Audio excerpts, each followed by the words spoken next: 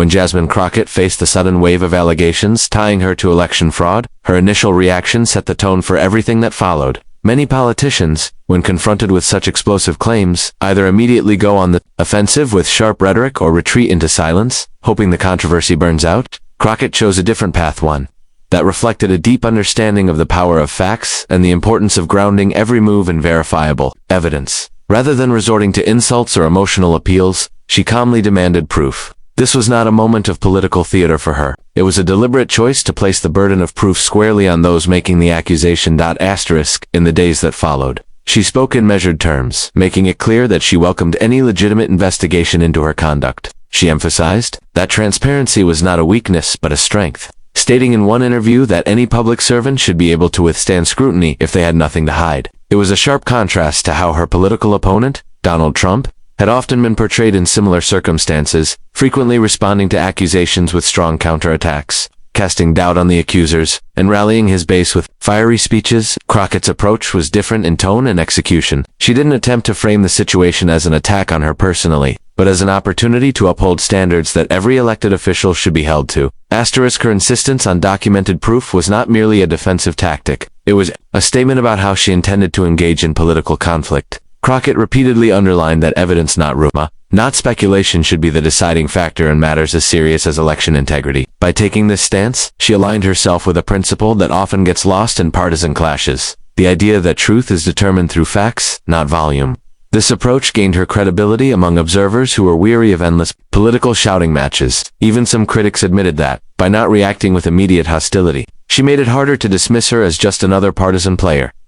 Crockett also understood that her response would be scrutinized, not only for its content but for its composure. She avoided feeding into the media's appetite for scandal-driven bites, opting instead for statements that were calm but firm. The absence of overblown emotion gave her words more weight. In an age when political disputes often spiral into personal feuds, her ability to separate herself from the noise stood out. While Trump had built a political brand on direct confrontation and unapologetic counterpunching, Crockett seemed intent on building hers on procedural fairness and adherence to facts. That is not to say her approach was without strategic calculation. By demanding evidence, she placed her opponents in a position where they either had to produce hard proof or risk being seen as purveyors of baseless attacks. This was a subtle but effective way to shift the momentum. In political battles, perception matters. And by framing herself as the one asking for clarity and documentation, Crockett positioned herself as the responsible party in the dispute. This framing had the added benefit of indirectly highlighting the contrast between her methodical style and Trump's often more combative one. Her commitment to evidence also played well with voters who value accountability, regardless of party affiliation. Election fraud is a serious allegation, and Crockett's willingness to confront it head-on without resorting to inflammatory language gave her a degree of moral authority in the eyes of many. She wasn't trying to win the argument through volume, she was trying to win it through validation of facts. In doing so, she not only addressed the immediate controversy, but also reinforced a broader message about how she believed politics should be conducted. By centering her response on documented proof, Crockett effectively took the wind out of the sails of those hoping for an emotional meltdown or public misstep. She remained focused, speaking in clear, precise terms, and always circling back to the importance of verification, even as Trump's name continued to dominate headlines. In relation to the story, she avoided making the dispute about personalities. Instead, she anchored it in the idea that public trust in the electoral process depends on leaders being able to face allegations with a willingness to have every detail examined. In this way, she demonstrated that leadership is not just about winning arguments, it's about standing firmly on principles, even when under intense pressure. When the accusations of election fraud involving Jasmine Crockett began circulating, the political temperature in Washington rose quickly. For many in her position, the instinct might have been to mount a loud defense, accuse opponents of smear tactics, and turn the focus away from the allegations. Crockett, however, took a different route. She transformed what could have been a purely defensive moment into a proactive institutional move. Rather than engaging in a war of words with her critics, she announced that she would push for a comprehensive investigation, not only into her own conduct but also into the broader patterns of election oversight and processes that had come under scrutiny during Donald Trump's time in office. In doing so, she reframed the entire controversy from a personal attack into a matter of systemic accountability. This was a calculated pivot. The conversation was no longer simply about whether Jasmine Crockett had engaged in wrongdoing. It was about whether the systems in place were robust enough to handle claims of irregularities, claims that had dominated the political landscape during Trump's presidency. By calling for the Oversight Committee to open a formal inquiry, she shifted the stage from television sound bites to structured, documented proceedings where every claim and piece of evidence could be evaluated. This move effectively disarmed much of the political theater surrounding the issue because it created a pathway for fact-finding that was harder to dismiss as partisan spin. Her decision also allowed her to seize control of the narrative. Instead of being cornered into defending herself in an endless loop of media appearances, she put forward a concrete action plan that placed her in the role of a reformer rather than a defendant. She argued that if election integrity was truly the concern, then the logical step was to investigate fully regardless of whether it implicated her allies, or her opponents. This approach contrasted sharply with Trump's handling of election-related accusations in the past, where his strategy often involved casting doubt on the legitimacy of inquiries and framing them as politically motivated attacks. Crockett instead embraced the process, using it as a tool to demonstrate her own transparency, in calling for a formal oversight probe. Crockett also tapped into the public's growing fatigue with political scandals that never seemed to reach a resolution. She positioned herself as someone willing to bring closure through institutional channels, a stance that resonated with constituents who had watched years of election disputes play out without definitive conclusions. She made the point that prolonged speculation, without a structured fact-finding process, only serves to erode public trust. Her emphasis was clear: if people had concerns about election fraud, whether in her case or in Trump's, those concerns needed to be addressed in an official, public, and legally grounded setting. This tactical reframing carried other advantages. It placed her critics in a bind. If they refused to participate in the investigation she proposed, they risked appearing uninterested in genuine accountability. If they agreed, they would have to submit their own claims to scrutiny, potentially exposing weaknesses or inconsistencies in their narratives. Crockett's move effectively turned the tables on those who might have expected her to hide behind political rhetoric. Instead, she leaned into the very process that could prove her innocence and, in the process, put her opponent's claims to the test. Her announcement also signaled a broader understanding of how to navigate high-stakes political conflict in the era of nonstop media coverage. By anchoring the conversation in an official process, she ensured that the story would unfold within the context of hearings, subpoenas, and documented testimonial, less prone to the volatility of social media outrage cycles. This was a distinct contrast to the rapid response, counterpunch style often associated with Trump, who frequently preferred to fight his battles in public view, rallying supporters through speeches, tweets, and public appearances. Crockett's method was slower, more methodical, and designed to withstand scrutiny over the long term. Importantly, by widening the scope of the investigation to include election conduct during Trump's administration, she connected the controversy to one of the most contentious chapters in recent political history. She knew that doing so would bring additional media attention and political weight to the hearings. But it also underscored her point that election integrity was not a partisan talking point but a national issue. This positioning gave her both a defensive shield and an offensive platform, shielding her from accusations of avoiding the subject, while also allowing her to scrutinize the conduct of a political rival whose approach to elections had divided the country. Crockett's transformation of a personal accusation into a full-scale institutional inquiry was not without risks. It guaranteed that her own actions would be examined under a microscope, and it opened the door to intense political blowback from Trump's allies, who were quick to frame her push for oversight as an attempt to deflect attention from herself. Yet, the fact that she chose this path at all reinforced her claim that she had nothing to hide. By betting on the strength of the formal process, she was sending a message: the truth, once documented and presented, would speak louder than any political attack line. Jasmine Crockett's decision to widen the scope of the controversy beyond her own defense and position herself as a catalyst for institutional accountability was one of the most defining aspects of her response. She understood that political battles are rarely just about the individuals involved. They are about the larger structures and narratives that those individuals represent. By moving the conversation towards systemic reform, she was able to shift her image from that of a politician under fire to that of a leader pushing for change. This was not a defensive crouch. It was a forward-leaning posture that reframed the stakes of the dispute. When Crockett announced that her push for a full congressional inquiry would include an examination of election practices and oversight failures that occurred during Donald Trump's presidency, she was doing more than bringing his name into the discussion. She was aligning her actions with one of the most contentious and consequential political debates of recent years. Trump's challenges to the 2020 election and the deep divisions that followed left a mark on the nation's trust in the electoral system. By tying her investigation to that moment, Crockett was placing herself in the center of the ongoing national conversation about election integrity, transparency, and the boundaries of political power. This was a calculated move, because it ensured that the issue could not be easily contained as a localized or partisan squabble. Instead, it became part of a broader, bipartisan question about how elections are conducted and monitored. Crockett framed herself as someone willing to address uncomfortable truths on both sides of the aisle, even if it meant inviting more scrutiny onto herself. That positioning was important for two reasons. It projected confidence in her own innocence, and it made it harder for opponents to dismiss her actions as a simple deflection tactic. In doing so, Crockett also created a platform from which she could advocate for deeper reforms.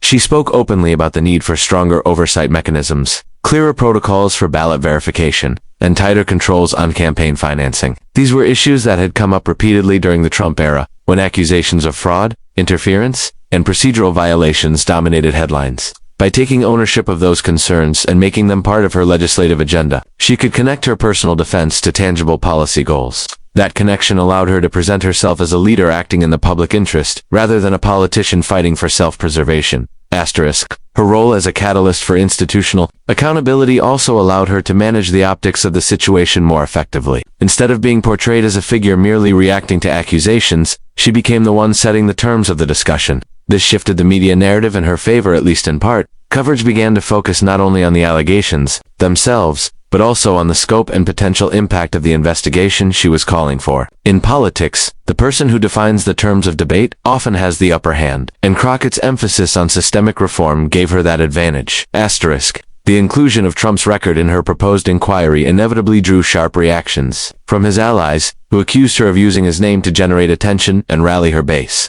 Crockett anticipated this and countered by pointing out that Trump's presidency was already central to any serious discussion of modern election oversight. She argued that avoiding his record would be a failure to confront the very issues that had divided the country. This argument resonated with some voters who felt that past disputes over election legitimacy had been left unresolved and continued to undermine confidence in the process.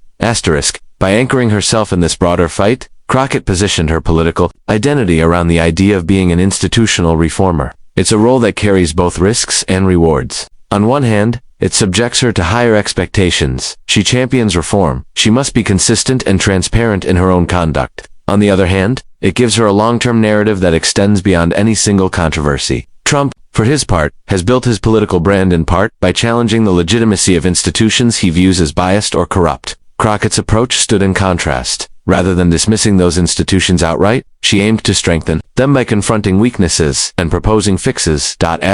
In political terms, this difference in approach created a clear distinction between her and Trump.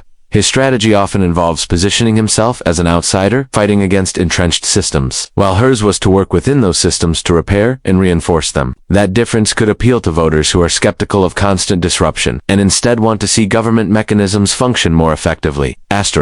Her willingness to take on this role also demonstrated a certain level of political audacity. It is one thing to defend oneself from allegations. It is another to take that moment and use it to expand the conversation to include a high-profile political figure like Trump and the entire framework of election oversight. Crockett seemed to understand that doing so would guarantee attention and controversy, but it would also give her the opportunity to leave a lasting mark on the discussion about electoral. When Jasmine Crockett stood before cameras to address the accusations leveled against her, there was an expectation from many observers that she would unleash a fiery response. After all, political disputes in recent years have often followed a predictable pattern. The accused lashes out, the accusers escalate, and the media amplifies every sentence. But Crockett's tone was different. She did not storm into the room with raised voice or loaded rhetoric. She spoke in a calm, deliberate manner, laying out her position and her plan to address the matter. Her declaration of war was not in the form of a verbal assault. It was a commitment to a legal and procedural battle fought through hearings, subpoenas, and evidence gathering. The contrast with Donald Trump's well-known communication style was striking. Trump's political brand has often relied on direct confrontation, quick rebuttals, and pointed attacks on opponents. Crockett, while equally determined to defend her position and advance her goals, approached the moment with a more restrained, legalistic posture. She wasn't interested in winning the day through a viral moment or a sharp insult. Instead, she wanted to win by constructing an unshakable case within the formal framework of congressional oversight. This wasn't about shouting louder. It was about ensuring the foundation of her argument could withstand public and legal scrutiny. By stripping her response of theatrics, Crockett signaled that she understood the stakes went beyond her own political survival. The issue at hand, allegations of election fraud, was serious enough to warrant a disciplined approach. She understood that if she allowed herself to be drawn into a purely emotional exchange, it could overshadow the substantive work required. To clear her name and address the larger concerns about electoral integrity, her speeches were tightly focused on facts and the processes she intended to use, avoiding the trap of giving her opponents sound bites that could be replayed out of context. Asterisk.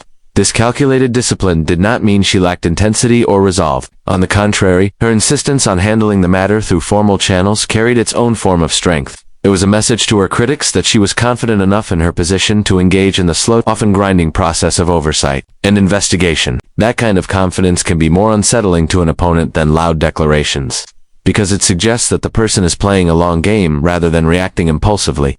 Trump, in his past political battles, has often thrived in fast-paced, media-driven exchanges. Crockett, however, made it clear she was comfortable operating in a space where progress is measured in hearings, document reviews, and committee reports. Asterisk. Her choice to avoid an emotional, confrontational tone also had a strategic advantage. It appealed to a broader audience. While political partisans often enjoy watching their representatives spar aggressively with opponents, many voters in the middle find such exchanges exhausting and unproductive. By speaking in measured terms, Crockett could present herself as a serious leader focused on solutions rather than spectacle. She positioned herself as someone who could keep her composure under pressure, a quality that resonates with people who view politics through the lens of stability and governance rather than constant conflict. Asterisk. Crockett's emphasis on legal action over emotional reaction also served another purpose. It shifted the burden of escalation onto her opponents. If Trump or his allies responded with high-volume, aggressive rhetoric, the contrast in tone would be obvious. She could then frame herself as the grounded, process-oriented figure in the dispute, while her adversaries appeared to be the ones driving political drama. This dynamic has the potential to influence public perception, particularly among those who are undecided or skeptical of both sides. Asterisk. By framing her declaration of war as a commitment to due process, Crockett was also reminding the public that serious accusations demand serious responses. She spoke often about the need to protect the integrity of elections, not just for her own defense, but for the credibility of the democratic process. Her language was careful, never suggesting that the matter was trivial, but also never suggesting that it was beyond the reach of lawful investigation. She presented herself as a participant in the system, not someone looking to circumvent it for personal advantage. Asterisk. This strategy was not without risks. In a political climate where attention spans are short and outrage often dominates headlines, a slower, more methodical approach can be overshadowed by louder voices. Trump's style, which thrives on dominating the news cycle through constant engagement, is the opposite of Crockett's contained approach. Yet Crockett appeared willing to trade short-term attention for long-term positioning. She understood that the credibility she gained from being seen as composed and process-driven could outweigh the momentary buzz generated by more aggressive tactics. Asterisk. Her approach to this conflict reflected a belief that political strength is not always about being the loudest person in the room. Sometimes it's about being the most disciplined. By choosing to fight her battle within the boundaries of law and procedure, Crockett reinforced the idea that leadership is demonstrated not only in moments of triumph, but in the way one responds to pressure. In her case, that meant keeping her emotions in check, her focus on the facts, and her strategy centered on the institutions designed to uphold the truth. In the end, Jasmine Crockett's handling of the election fraud controversy revealed as much about her political instincts as it did about the specific allegations against her. What could have been a purely defensive episode 1, where she simply denied wrongdoing and weathered the news cycle, became, under her direction, a platform for asserting leadership and shaping the national conversation. She did not allow herself to be boxed into the role of a cornered politician fighting for survival. Instead, she stepped into the role of an active participant in the larger battle over election integrity, accountability, and the functioning of American democracy. Asterisk. Her approach throughout the ordeal demonstrated a blend of confidence, discipline, and strategic thinking. By refusing to match her critics in volume or hostility, she maintained control over her message and avoided the pitfalls of emotional overreach. She positioned herself not as a victim of political targeting, but as someone willing to engage the machinery of government to find answers that, she insisted, would stand on the strength of evidence rather than rhetoric. This decision to channel the conflict into formal oversight proceedings gave her an air of seriousness that resonated beyond her core supporters.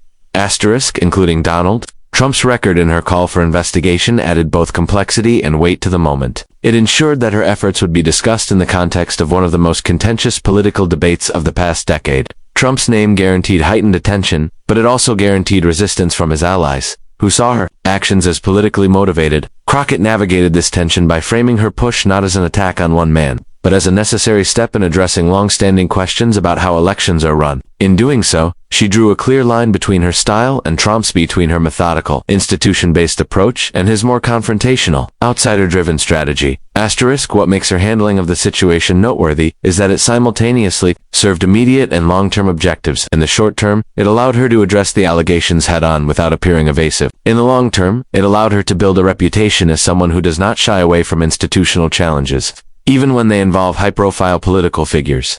This dual effect suggests that her choices were not merely reactive, but part of a broader vision for her role on the national stage. Asterisk. Political conflicts rarely resolve in ways that satisfy all sides, and this one is no different. There will be those who continue to question her motives, and those who see her actions as an example of principled leadership. Yet regardless of where one stands on the allegations themselves, Crockett's response has positioned her as a figure who understands the value of framing, process, and narrative in political life. She turned what could have been a damaging episode into an opportunity to lead a conversation that extends far beyond her own career, touching on the very structures that underpin the democratic process.